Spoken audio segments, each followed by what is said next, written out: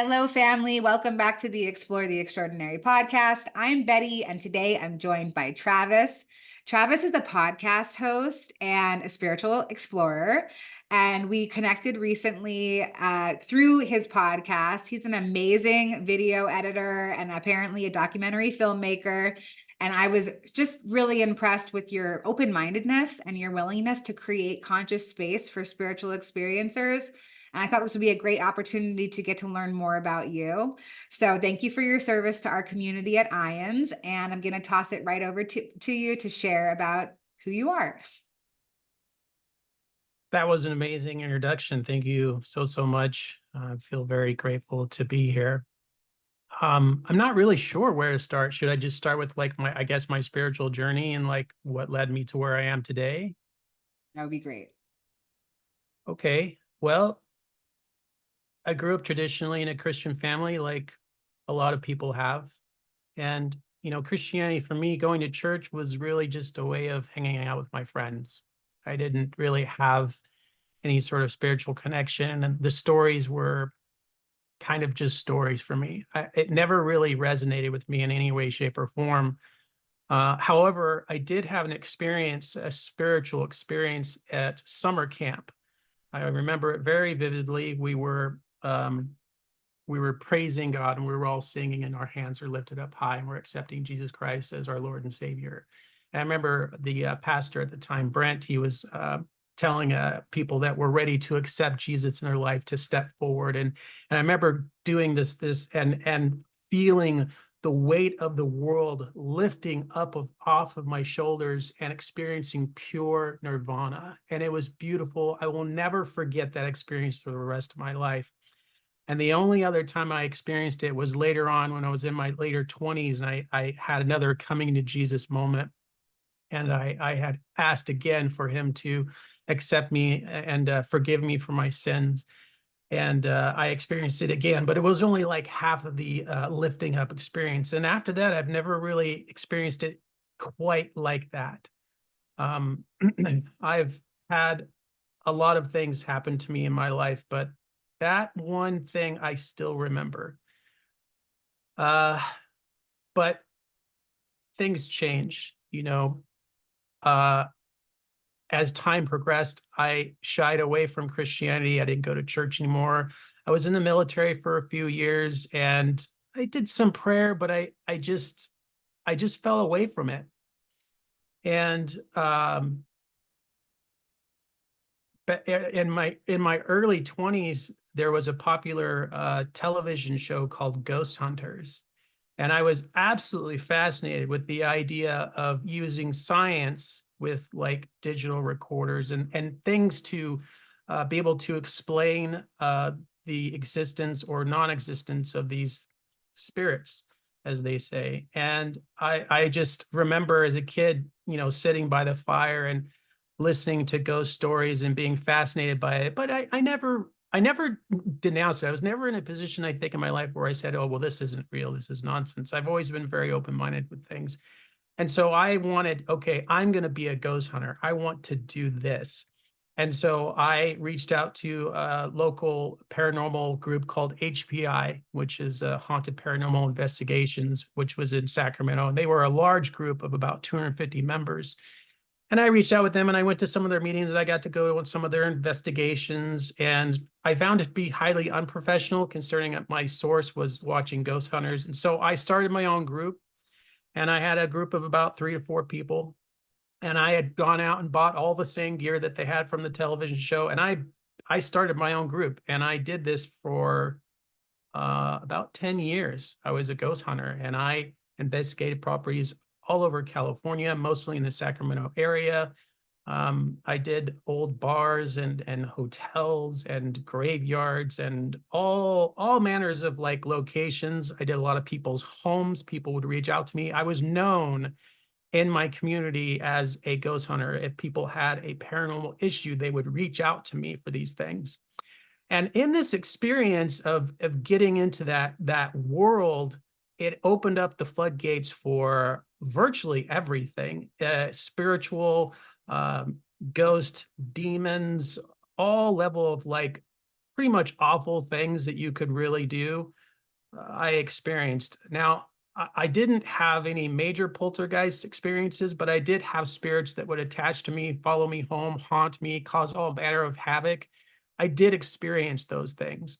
And I can say that by putting myself in an environment like that, I became more open and susceptible to that spirit realm. Because prior to that, I had never had any experience with spirit. I didn't even know if it existed, but it did not take long for me to realize that ghosts are real and that they do exist and that they are everywhere. They are everywhere. You could probably right now turn on your recorder on your phone, ask some questions, and I wouldn't be surprised if you got answers. Now, does that mean you should do it? No, I don't think you should. I'm saying with my personal experience doing what I did, if anybody wanted to get into ghost hunting, I would say don't do it because you just don't know what you're messing with. And it was just a hobby for me. It was a thing that I did, but it became something more. I had gotten past the point of realizing, okay, this is real, but I had got to the point where I was like, well, we really need to help these spirits cross over. We need to help them go back home because a lot of them would get stuck. A lot of them, they get stuck in like their death, or a lot of them don't even know that they're dead. Like that movie, The Sixth Sense, that's real. They don't know they're dead. It takes a long time sometimes for these spirits to catch on to that. And so I wanted to start helping them transition over. I had a psychic with me, and she was a very powerful psychic medium. She could see and speak to the dead. And so I went through all this experience of negativity and depression and oppression, because if you don't know how to protect yourself, you're going to allow negative things in your life. And also, I wanted to say Ouija boards. Don't ever touch a Ouija board. It's not a game. It's very, very dangerous. I would say Ouija boards are relatively the same as tarot. You have to protect yourself. You have to set intention. But a Ouija board is just opening the floodgates for all manner of chaos, and I don't recommend it. So I did this for a while, and then eventually I got to a point where I realized that I wasn't really doing myself a service to myself. I was trying to help everyone else and doing virtually nothing spiritually for myself. And so I quit ghost hunting. I walked away from it, and I never went back to it again. I then got into researching past life regressions. And the first book that I read was called The Law of One. And The Law of One is a series of, I guess, investigators in the 70s got together and started doing channeling. And they were basically channeling through a person, a female, and they were making contact with basically extraterrestrials. And they would ask them these questions, and these questions and these answers would be very profound answers to many of the questions that humanity has had over the years of the meaning of life and why we're here, and even like some of the great mysteries of the world. And I found it fascinating. It opened up the floodgates for possibilities of what we can perceive into our past and our future and our dreams and the meanings of things. But it also was quite dangerous because the guy that wrote the book ended up killing himself, and I think he murdered his family. Don't quote me on that, but I remember the outcome being very bad because he had basically said that the ETs were following him and that they were whispering terrible things into his mind. I don't know. It got a bit crazy. I then got into some books called Dolores Cannon. And Dolores Cannon is a quantum, she had a school, QHHT, was some sort of quantum healing practice. And it's the practice of putting people into hypnotherapy. So it's hypnosis. And I was fascinated by this. I was fascinated with the idea that you could put somebody into a deep theta wave state when they're in that dream state, and then you can ask them questions like Edgar Casey, exactly the same thing. And then they would be able to, access that subconscious mind, that recording device that records absolutely everything you see and do and think. and then be able to ask it questions, and then it's able to then repeat or give you the answers to the things that you're looking for. And that absolutely fascinated me. I was just enthralled with that. And I got very, very deeply into the past life regressions and what people were able to regress from. And some of my favorite parts were people that had experiences with Jesus Christ. And for me, finding out about what Jesus did between the ages of 12 to the ages of 28 to 30, there's this huge gap that we don't know about, but there were people that experienced it, and they knew where he was and what he was doing, what his purpose was. And I was just enthralled with that. I wanted to know more. And so I got into doing my own hypnotherapy. I was reaching out to some of the practitioners that worked under Dolores Cannon, because unfortunately she had passed away right when I was starting to look into it. And I went in and I did my own sessions. I did many, many, many sessions, and I still have the recordings from them. And I experienced some profound things. I uh, was extraterrestrial on different planets and at different places and different dimensions. And I experienced many of my past lives. And the interesting things about my past lives is that they really, really tie into the current one that I have now. And it just really, really made sense onto like why I'm here and the decisions I made and the experiences that I'm having now. Sometimes you wonder about certain things, especially like, I guess, bad luck or things that seem to keep happening to you over and over again. You're not really sure why. And it helps you tie that all together to figure it out. I highly recommend it. I think hypnotherapy is probably one of the safest ways to go about discovering who you truly are and overcoming some obstacles. And then I also got into Reiki. I got into virtually, I guess, everything that they call New Age, which I think New Age is a silly word, because to me, it sounds like something that's new, but it's not. It's ancient, but people attribute it to pseudoscience because they don't understand it. But I guess it's all in the perception of the person. I did this for a long time. I was meditating every day. I was eating a relatively healthy diet, and I was taking care of myself. And I was very much just in tune with myself. And I had some very good experiences with that. My life completely changed. I learned about the power of the subconscious mind and the power of the law of attraction, and how important it is to really focus in on the words that you say and the thoughts that you think, because words are spells. Words are spells, and it's important. So when you say something poorly about yourself, you're creating that for yourself. You're putting power into something that is negative, even if you don't want it. So if something bad happens to you and then you tell the whole world about it, you're putting more energy into that bad thing to then happen again for you. So you have to be careful with everything you think and everything you say. That's what's, I think, and all of this really, after everything that I've been through, because I want to keep it short because I know you have a little bit of time, but I had kind of a falling away with everything, and I wasn't doing anything anymore. And I was just really centrally focused on my career and my job and paying my bills. And then I got into van life, and that's a whole other story. That was a great story, but whole other different story.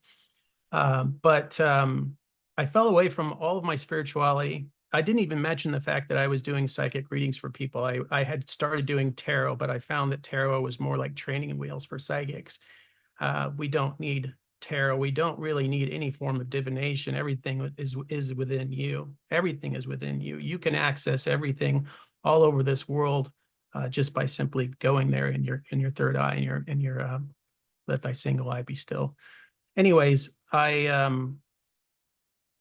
discovered that I was a psychic through doing those past life regressions, and God, I completely forgot about that. Sorry. Anyways, this book right here, the Holy Bible. I avoided reading this book for a really long time. I didn't understand it. I found it confusing.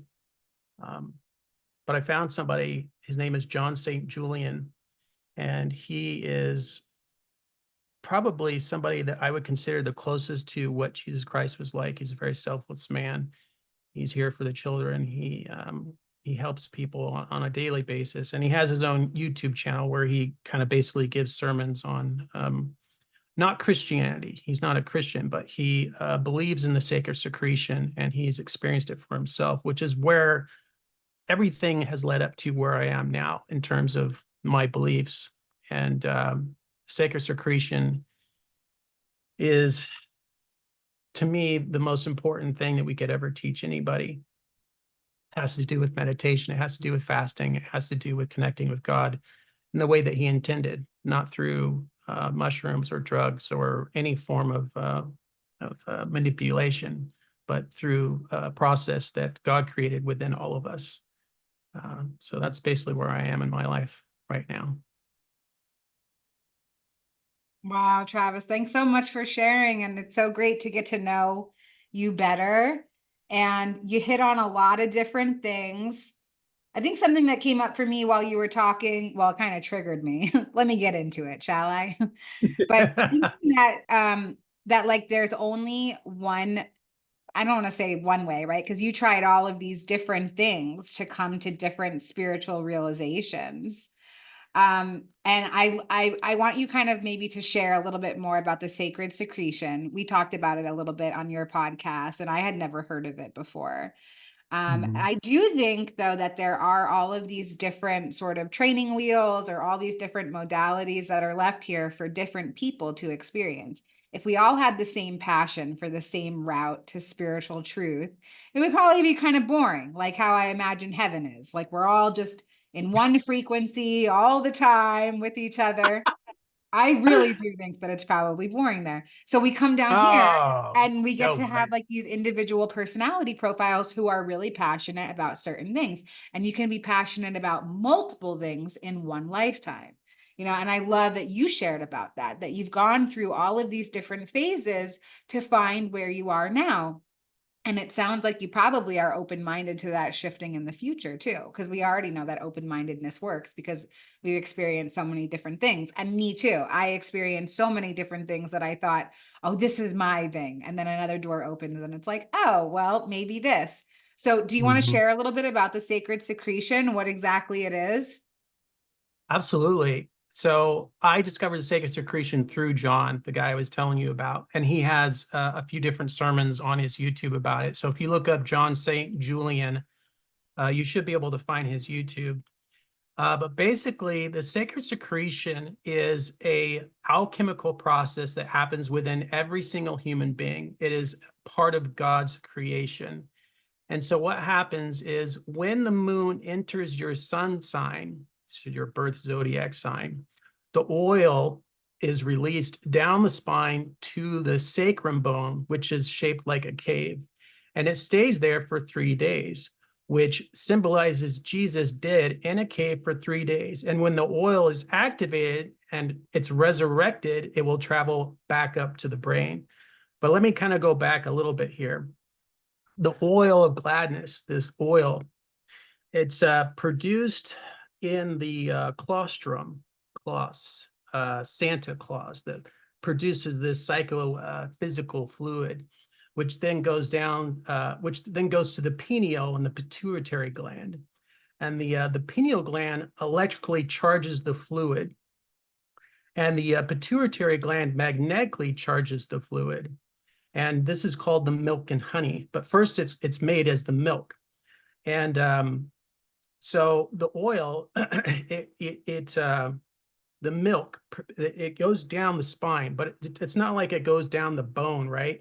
It goes down the vagus nerve, which connects us to everything. The vagus nerve is the main nerve in the central nervous system, which connects to the phrenic and then connects to the brain, and that's the tree of life. So when it makes its journey down there and it sits in that cave for 3 days, right? You have to fast. You have to remove yourself from all worldly things. You can't be doing anything negative. You can't have negative foods. So that means no monster drinks. You can't have burritos and burgers and French fries. And you have to basically be on a Daniel fast before you actually fast for these 3 days. And what happens to the body naturally when you fast for 3 days? On the third day, your body goes into a stasis where it starts to produce new cells. Now, the body does this regularly every single day. It produces new cells. But when you go into that form of stasis within the body, it regenerates all of your new cells, which means that's what born again actually means. And so when they so when you're doing this, you're resting for 3 days, you're meditating, you're praying, and you're thinking only good thoughts. You can't be doing anything sexual. So no masturbation, no porn, especially no sex of any kind. You're basically removing yourself from all activity, all desire, all things that would destroy this oil. Because if you're in those lower vibrations, that lower state of mind, you'll destroy the oil and it will be wasted.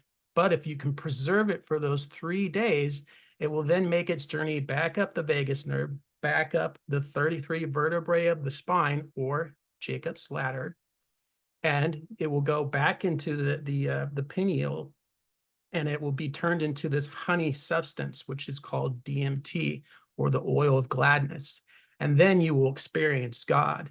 So this is the natural way in which God wanted us to experience him, but it's not the only way. Obviously, many other people have experienced this through doing mushrooms and ayahuasca and things like that. But this is the original way that they want it. And this is what the Gnostics were teaching us.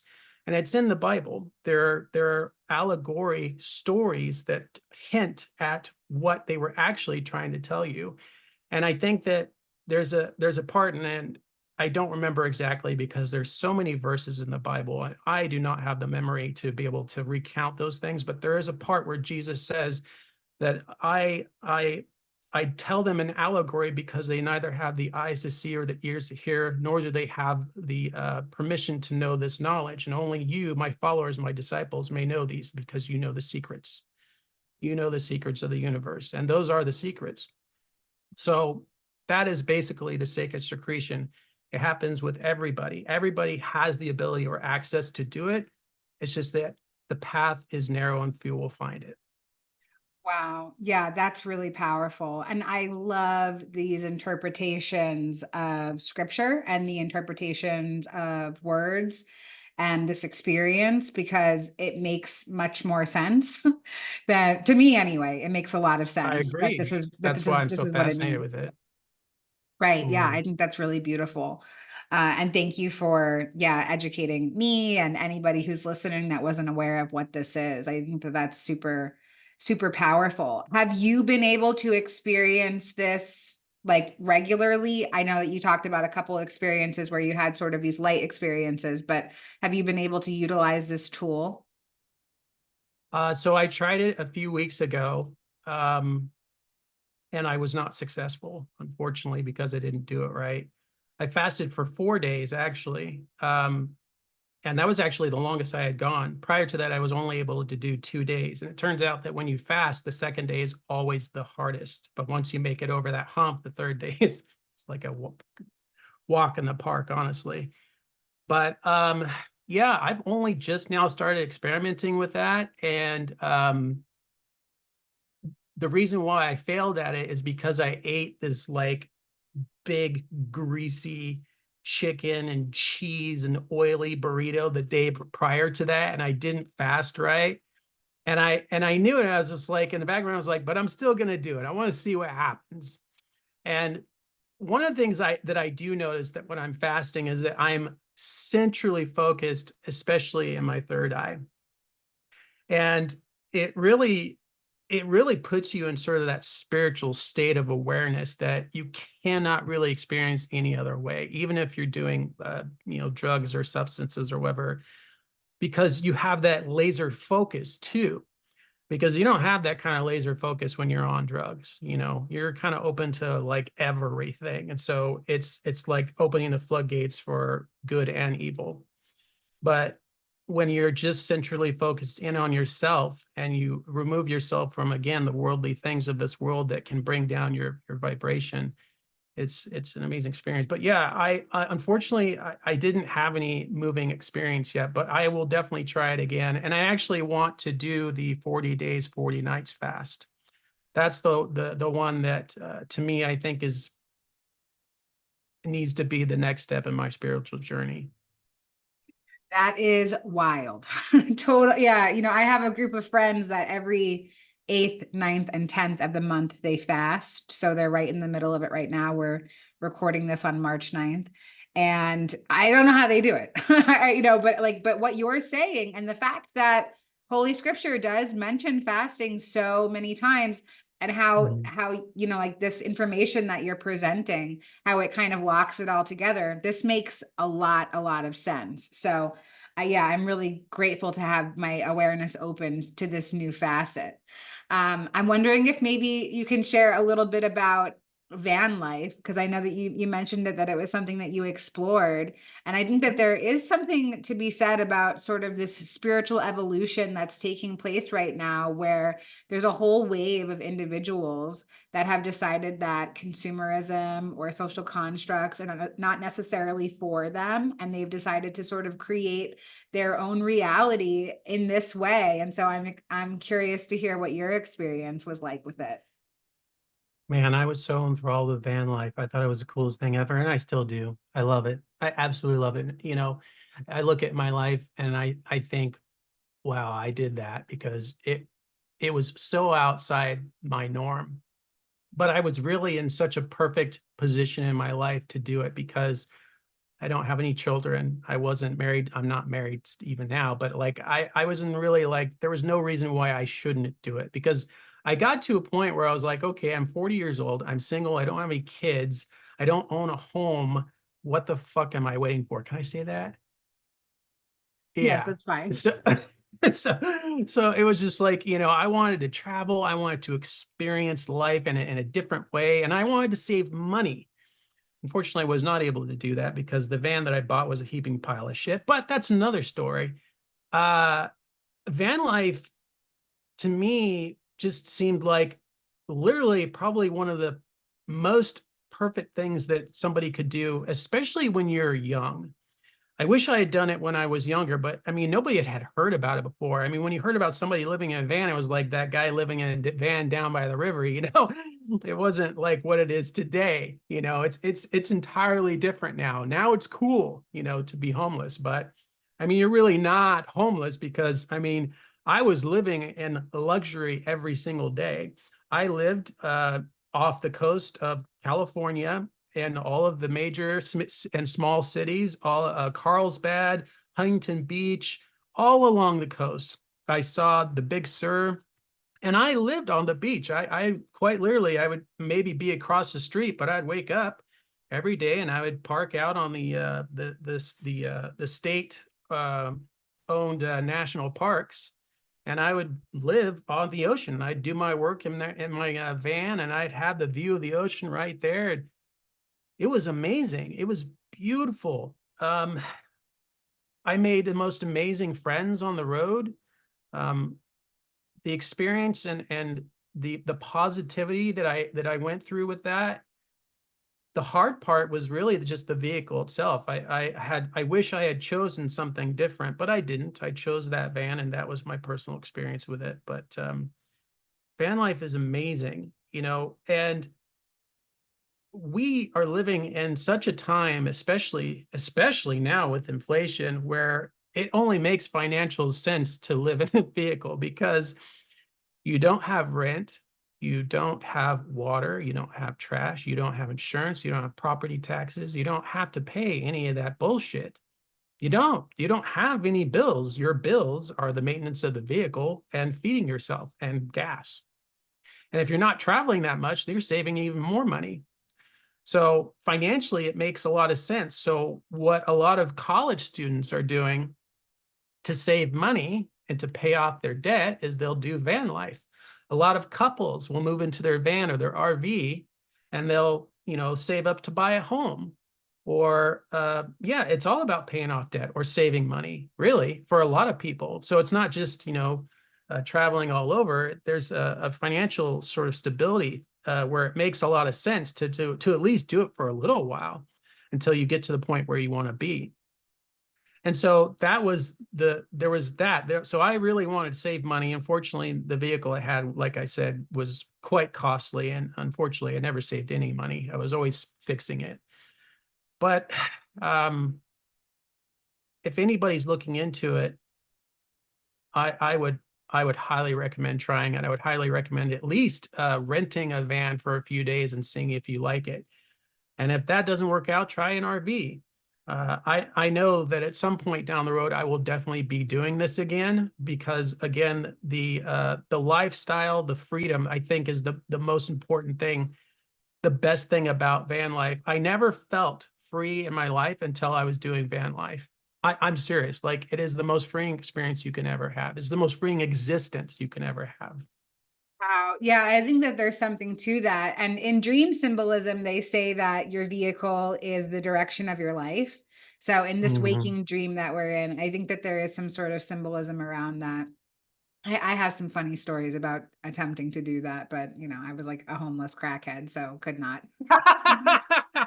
Maybe not the But same thing. I like went to an RV dealership and I was like, "Hello, I'm here for an RV." And they were like, "Okay, let's get your license and your credit card." And I was like, "Oh no, I don't have those things. I just need an RV.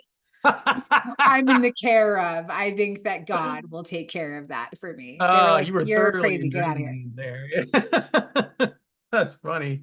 I mean, I was living very bougie. I had a refrigerator, I had my toilet, I had my shower, I had solar for all my electrical. I mean, I was fine. I had everything I needed.